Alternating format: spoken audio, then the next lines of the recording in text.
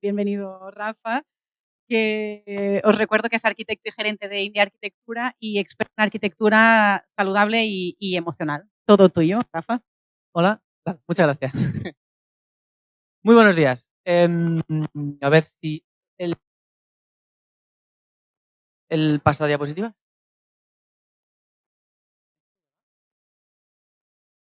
Sí, vale. Bueno,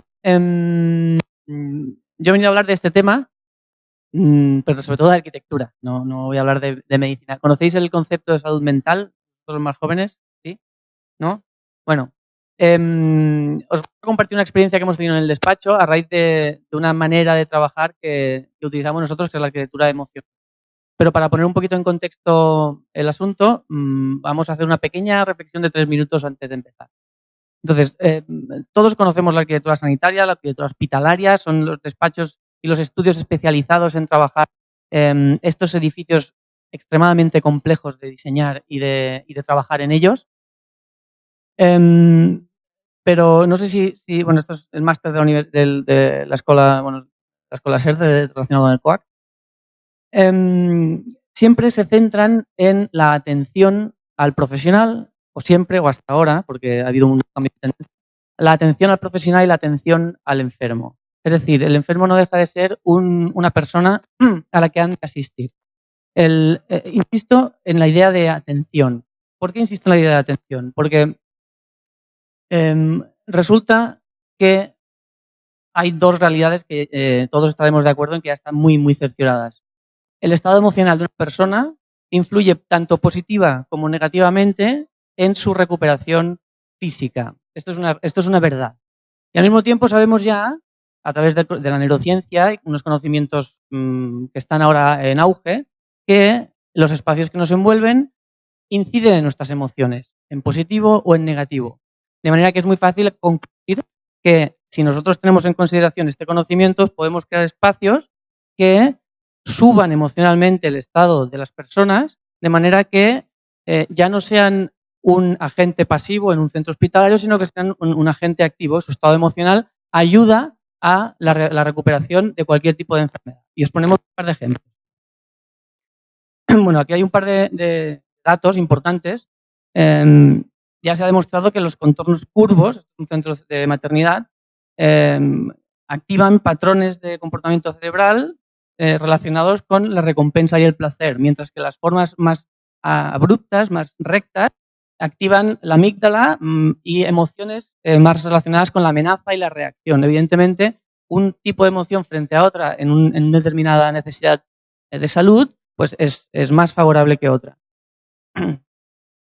Esto es un ejemplo de una intervención que se ha llevado a cabo, no la hemos hecho nosotros, pero somos cercanos a la tierra, en el Hospital Universitario de Alicante por parte de la Facultad de Bellas Artes de Elche, ciudad de donde yo vengo.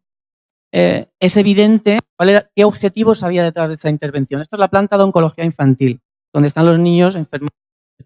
La intervención estaba orientada exclusivamente a subir el estado emocional de esos pacientes para que su estancia en el centro fuese, como mínimo, mucho más suave y llevadera y más fluida. Al final los médicos hacen su trabajo exactamente igual, pero el paciente tiene otro estado emocional que les ayuda. Ya en el mundo más adulto, no sé si os suenan los centros Maggie en el Reino Unido, es una línea de centros de recuperación también de personas enfermas de cáncer, que está orientado exactamente a eso, a que la estancia del paciente en el centro se produzca en un entorno que emocionalmente eleve su estado, que sienta que no está en un centro para sanarse porque está enfermo, porque tiene una grave enfermedad, sino que está asistido para recuperarse de una condición presente, pero en un entorno mucho más agradable y mucho más cercano a lo que sería prácticamente su casa. He traído un par de... Hay literatura sobre el tema, he traído los libros por si alguien después quisiese conocer. Hay una mucho más humanística, hablando de la arquitectura de la felicidad, de cómo las emociones y la arquitectura están muy ligadas. Otro tipo de literatura mucho más técnica, hablando de neurociencia, de neuronas, de conexiones, de células. Ambas son absolutamente útiles para incorporar la parte emocional en la arquitectura. Y ahora vamos con lo que quería compartir con vosotros. Nosotros ahora estamos trabajando en proyectos de vivienda colaborativa. Vivienda colaborativa es comunidades que que deciden juntarse y establecer una relación casi familiar de grupos grandes de personas para ir a vivir juntos. Esto está ocurriendo en nuestro país ahora o desde hace unos años, pero en el mundo desarrollado desde hace décadas. Y el hecho es que no dejan de salir noticias sobre el grave problema que se nos avecina y es el sentimiento de soledad de la población. Somos una sociedad que hemos tendido a irnos hacia adentro, a perder el sentido de comunidad, a sentir que no necesitamos a nadie y cada vez ya salen unas estadísticas bastante interesantes. Y esto, a largo plazo, es un problema. Y aquí os traigo un dato. Esto es una noticia de hace 15 días.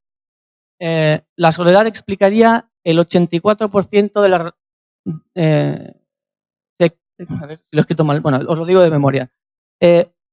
8 de cada 10 casos de enfermedad mental estarían explicados por el sentimiento de soledad. Hay 8 indicadores, 8 puntos de las enfermedades mentales que más se conocen y la soledad es solo uno de ellos. Pero en cambio, 8 de cada 10 casos, de algún modo u otro, están relacionados con el sentimiento de soledad. Hay gente que decide estar sola, pero hay gente que no, mucha gente que no. Esto es lo que os comentaba. Es solo una de las 8 causas más frecuentes relacionadas con la salud mental, pero explica 8 de cada 10 casos. Cuidado. Antes ya Blanca ha hablado del... 3 minutos. Vale, vamos, voy corriendo. Esto es una curva de crecimiento demográfico. Normalmente debería ser una pirámide. La gente, normalmente hay muchos niños y pocos mayores, pero está ocurriendo que nuestra sociedad deja de tener niños. Estamos creando una sociedad muy envejecida y dentro de 2 años tendremos quizás un 30 o un 40% de gente mayor que son precisamente el sector más vulnerable a este sentimiento de soledad. Desde hace relativamente poco, más del 50% de la población en Londres vive sola. El 50%, 1 de cada 2 viven solos. Y esto se agrava. Voy a pasar esta porque al final son datos. Ahí. Y voy a poner algunos ejemplos. ¿Conocéis el Walden Set? Supongo que los más mayores sí. Es un edificio que se diseñó en los años 70 para construir una gran comunidad. La comunidad era como una ciudad en vertical que... esto es una apreciación mía, yo creo que no acabó de cuajar entonces, porque justo en la década de los 80 llegó ese sentimiento de propiedad privada, la burbuja inmobiliaria, vamos a empezar a comprar, todo el mundo tenía que tener su casa, pero que hoy es una de las comunidades más activas que existe en Cataluña y tiene una relación brutal entre sus propios vecinos, como si fuesen una gran familia. Este es un caso en Alicante también, es el edificio de la Plaza América, que ha ganado diversos premios internacionales y nacionales.